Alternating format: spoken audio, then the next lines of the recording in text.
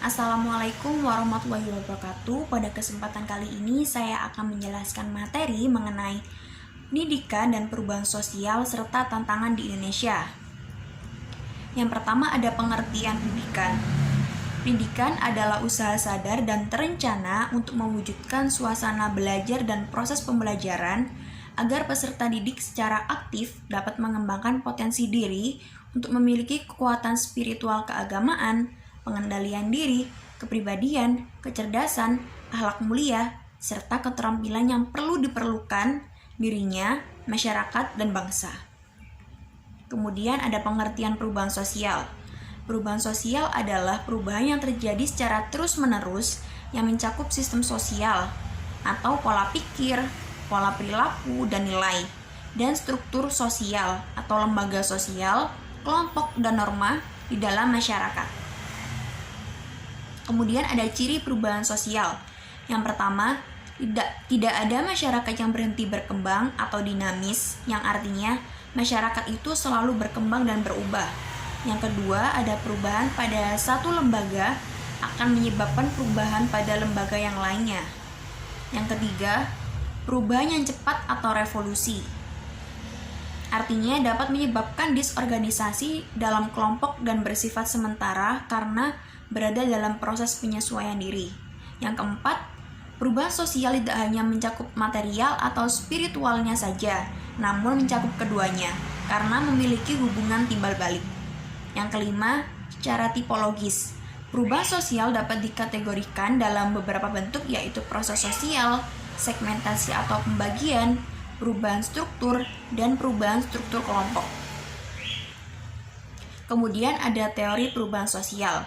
Yang pertama ada teori evolusi, adalah teori perubahan sosial yang terjadi secara bertahap atau berurutan dalam waktu yang cukup lama.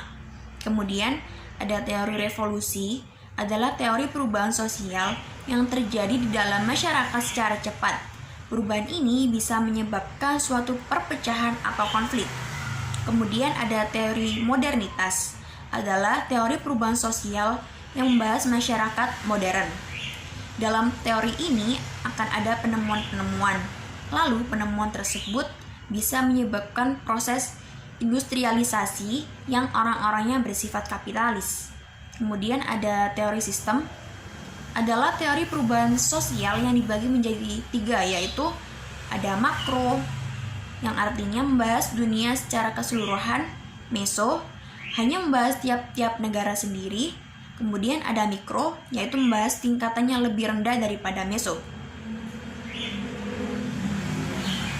Kemudian ada pendidikan dalam perspektif perubahan sosial.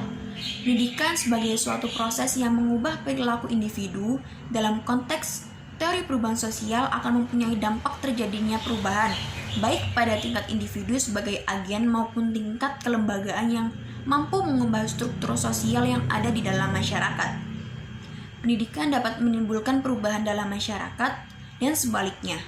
Jika masyarakat mengalami perubahan, secara tidak langsung, sistem pendidikan juga mengalami perubahan. Kemudian yang terakhir ada tantangan.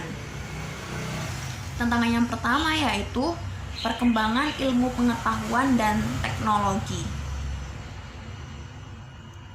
Pada abad ini, perkembangan iptek sangat pesat. Percepatan perkembangan iptek ini terkait dengan segi landasan ontologis, epistemologis, dan aksiologis. Landasan ontologis sendiri yaitu berupa pengalaman yang dijangkau lewat alat panca indera yang telah mengalami perkembangan pesat untuk membantu alat indera tersebut. Contohnya yaitu teleskop raksasa untuk mengamati benda di luar angkasa, mikroskop, dan lain sebagainya. Kemudian landasan epistemologis yaitu cara yang dipakai untuk memperoleh pengetahuan yang ilmu pengetahuan tersebut telah mengalami perkembangan yang pesat. Kemudian ada landasan aksiologis. Iptek itu dipergunakan yang mempersoalkan secara moral tertuju pada keselamatan manusia. Kemudian yang kedua ada perkembangan arus komunikasi yang semakin padat dan cepat. Salah satu perkembangan iptek yang luar biasa adalah yang berkaitan dengan informasi dan komunikasi, utamanya satelit, komunikasi, komputer, dan sebagainya. Kemudian yang ketiga ada peningkatan layanan profesional. Salah satu ciri penting masyarakat masa depan adalah meningkatnya kebutuhan layanan profesional dalam berbagai kehidupan. Layanan yang diberikan oleh pemangku profesi atau layanan profesional akan semakin penting untuk kebutuhan masyarakat di masa depan. Kemudian, upaya pendidikan dalam mengatasi masa depan. Pendidikan berkewajiban mempersiapkan generasi baru yang sanggup menghadapi tantangan zaman baru yang akan datang dengan menghasilkan manusia-manusia yang melek teknologi dan melek pikir atau yang dapat disebut melek kebudayaan. Sekian materi yang telah saya sampaikan. Apabila ada salah kata, saya mohon maaf. Wassalamualaikum warahmatullahi wabarakatuh.